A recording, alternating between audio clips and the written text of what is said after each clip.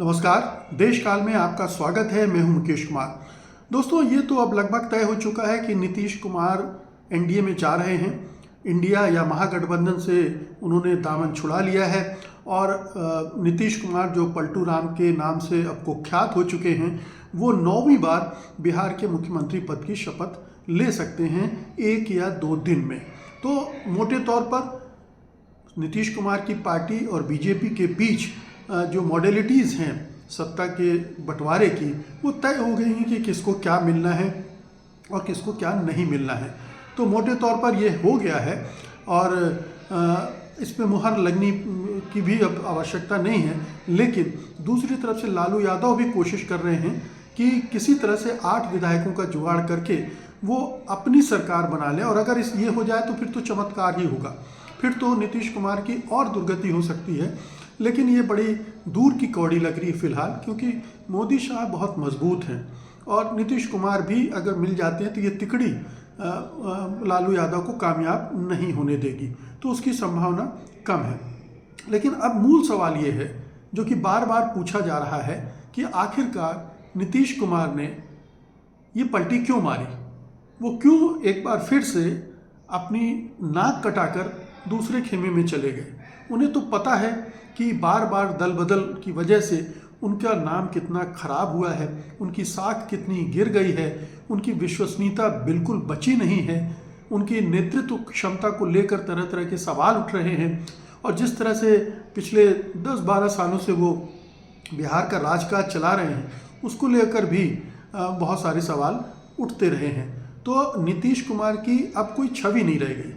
अब वो बस ये है कि उनके पास 45 विधायक हैं जिनके बूते पर वो किसी की भी सरकार बना सकते हैं, किसी की भी बिगाड़ सकते हैं। इस आधार पर वो पाला बदल बदल कर मुख्यमंत्री बनते रहते हैं। औसतन अगर देखें तो 18 साल में 9 बार बने हैं, तो हर 2 साल में वो पार्टी बदल रहे हैं। तो इस तरह से आप देख सकते हैं कि उनका ये। लेकिन सवाल उठता है कि उन्होंने ऐसा किया क्यों। 3-4 कारण गिनाए जा रहे हैं।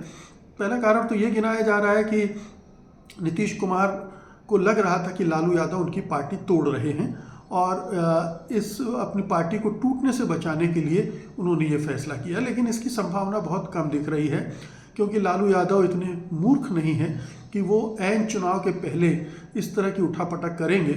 तो वो इसको बहुत ज़्यादा भाव प्रेक्षक नहीं दे रहे, इस पर ज़्यादा जोर नहीं दे रहे हैं। दूसरी बात निकल कर ये आ रही है कि जेडीयू के कई सांसद, तकरीबन 7 सांसद पार्टी छोड़कर बीजेपी में जाने की तैयारी कर रहे थे और ये पार्टी टूटने वाली थी।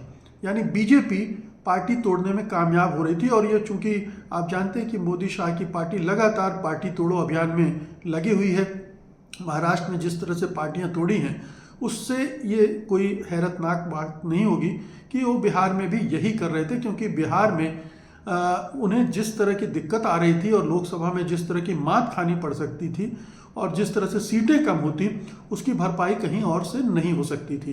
तो ये एक संभावना थी कि पार्टी टूट रही हो और उन्हें लगा हो नीतीश कुमार को, और पार्टी टूट रही है तो वहीं जाकर मिल लो। ये एक ऑप्शन, एक वजह बताई जा रही है।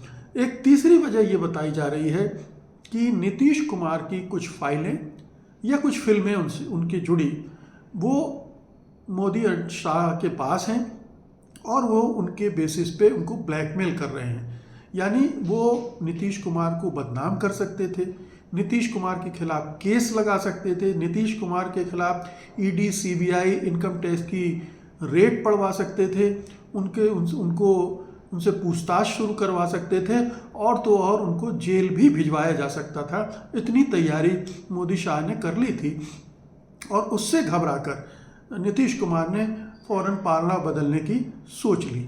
लेकिन नीतीश कुमार ने ये अगर इससे घबरा कर गए हैं तो ये तो बड़ी कहना चाहिए एक तरह की खुदकशी है, आत्महत्या है, या उन्हें लड़ना चाहिए था। अगर उनका पक्ष कमज़ोर नहीं है, अगर उनकी नस दबी हुई है, उन्होंने गलत काम किए हैं, तो फिर तो कोई बात ही नहीं है, फिर तो आप ब्लैकमेल होने के लिए अभिशप्त हैं। लेकिन यही बात जब वो पिछली बार पार्टी गठबंधन, महागठबंधन तोड़ कर जब गए थे बीजेपी के साथ, तब भी यही कहा जा रहा था कि उन्हें ब्लैकमेल किया गया है, लेकिन वो उस गठबंधन को तोड़कर, एनडीए को तोड़कर वापस महागठबंधन में आए थे।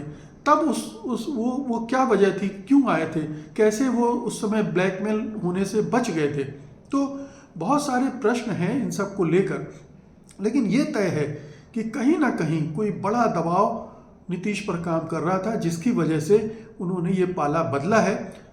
मुख्यमंत्री की कुर्सी एक वजह और हो सकती है कि वो मुख्यमंत्री की कुर्सी से चिपटे रहना चाहते हैं अंत तक, जब तक हो सके वो मुख्यमंत्री बने रहना चाहते हैं। लेकिन मुझे नहीं लगता है कि लोकसभा चुनाव के बाद वो बिहार के मुख्यमंत्री बने रह पाएंगे। इस बीच में बीजेपी उनकी पार्टी को और तोड़ लेगी, बल्कि निगल जाएगी, जो कि उसका चरित्र है। जिस तरह से मोदी शाह जगह जगह पर पार्टियां निगल रहे हैं, तोड़ रहे हैं, तो वो जेडीयू को भी नहीं बख्शेंगे और फिर नीतीश कुमार को एक फेस सेविंग फार्मूला दे देंगे कि आप केंद्र में मंत्री बन जाइए और अब यहाँ बीजेपी का मुख्यमंत्री होगा और उसकी सरकार होगी।